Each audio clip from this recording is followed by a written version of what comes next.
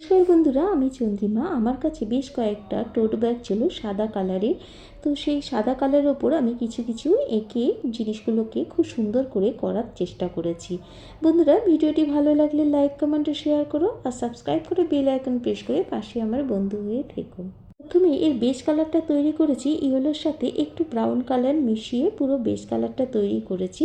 করার পর সেটা শুকিয়ে যাবার পরে তারপর ওর উপর আবার ড্রয়িং করেছি।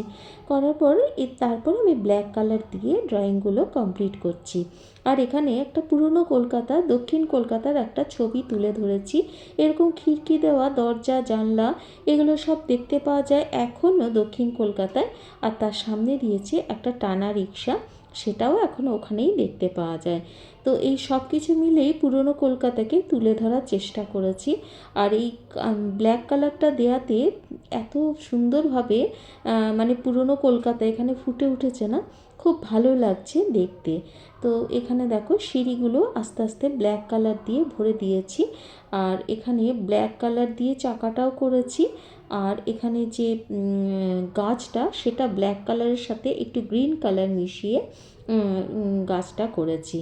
আর মাঝে মাঝে একটু শ্যাডো দিয়েছি, যেন মনে হচ্ছে এখানে শ্যাডোটা পড়েছে। আর ব্ল্যাক কালারের ওপরে একটু আলপনা দিয়ে দিয়েছি হোয়াইট কালার দিয়ে, তাইলে ঐতিহ্যটা বেশ সুন্দরভাবে ফুটে উঠেছে। একই জিনিস আমি পেছন দিকে ছোট্ট করে একটু করে দিয়েছি, তাতে বেশ ভালো লাগছিল আর কি ব্যাগটা। এবার টোট ব্যাগে একদম অন্য ধরনের একটা চিত্র আঁকছি। এখানে একটা অটো আমি আঁকছি। আর অটো তো জানো গ্রিন আর ইয়েলো কালারের হয়। যে অটো চড়ে আমরা দিন রাত ঘুরে বেড়াচ্ছি, বাস থেকে অটোটাই আমি বেশি ট্রাভেল করি। তো অটোটাই দেখো এখানে আঁকছি, একদম অন্য ধরনের চিত্র। আসলে যে কটাই আমি টোট ব্যাগ করেছি সেগুলো কোনোটাই একই ধরনের হয়নি, বিভিন্ন ধরনের চিত্র আমি এঁকেছি। আসলে ক্রিয়েটিভিটি এটাকেই বলে যে নিজের মনের মতো করে জিনিসটা সাজানো। তোমরা যখন কোনো টোট ব্যাগ করবে না, তোমাদের মনের মধ্যে যে আঁকাটা আছে বা যে ভাবনাটা তোমরা ফুটিয়ে তুলতে চেষ্টা করছো, সেই ভাবনা দিয়েই কিন্তু তোমার আঁকাটা সম্পূর্ণ করবে। তো আমিও এখানে একটা সুন্দর করে অটো এঁকেছি এবং অটোটাকেও খুব সুন্দর করে সাজানোর চেষ্টা করছি। অটোর কালার সাধারণত গ্রিন আর ইয়েলোই হয়। আর এই দুটো কালারের মধ্যে না অনেক কিছু দিয়ে, অনেক কালার দিয়ে ভীষণ সুন্দর করে সাজানো যায়। তো আমি এর উপরে রেড দিয়েছি, রেডটাও খুব যাচ্ছে, তার সাথে একটু ব্ল্যাকের টাচ দিয়েছি, সেটাও ভীষণ ভালো যাচ্ছে। আর হোয়াইটটা তো বলারই কথা নয়, গ্রিনের ওপর এত সুন্দর ফুটে উঠেছে, অসাধারণ লাগছে। আর রাস্তাতে একটু গ্রে কালার করে দিয়েছি, যে রাস্তার উপর দিয়ে অটোটা যায়। তো এই করতে করতেই অটোটা আমার প্রায় কমপ্লিট হয়ে গেল এবং সাইডে আমি একটু গ্রিন কালার দিয়ে দিলাম, ব্যাস কমপ্লিট। আর পেছন দিকে ছোট্ট একটু গ্রিন ইয়েলো টাচ দিয়েছি। এবার আরেকটা টোট ব্যাগ, সেখানে আমি একটা গণেশ এঁকেছি। গণেশটা একটু অন্য ধরনের দেখো।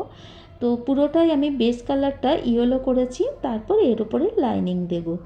তো গণেশটা করতে করতে আমি তোমাদের বলছি একটা কথাই, যে তোমাদের ক্রিয়েটিভিটি যখন যেরকম মনে হয়, যেটা ভাববে যে এইটা আঁকলে ভালো হয়, সেরকমভাবে আগে এঁকে নেবে, বেস কালারটা করবে, তারপর লাইনিংটা করবে।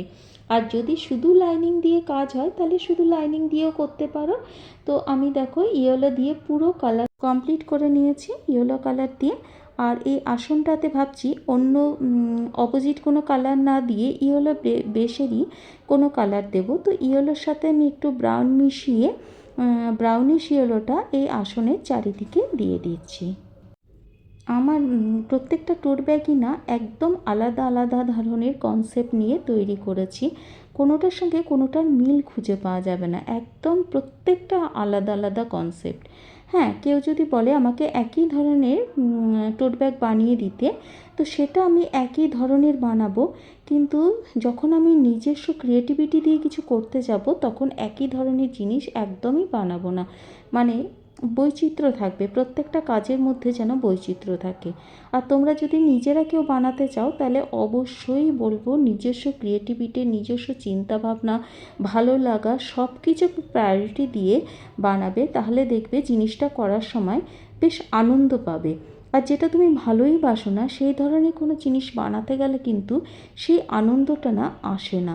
সেই জন্য সবসময় নিজের পছন্দটাকে সবসময় বেশি প্রায়োরিটি দেবে। তুমি যেটা ভালোবাসছো, হয়তো তুমি ফুল পাতা কিছু পছন্দ করো, কিন্তু সেখানে তুমি কিছু জ্যামিতিক নকশা দিয়ে করলে তোমার করতেই ইচ্ছে করবে না।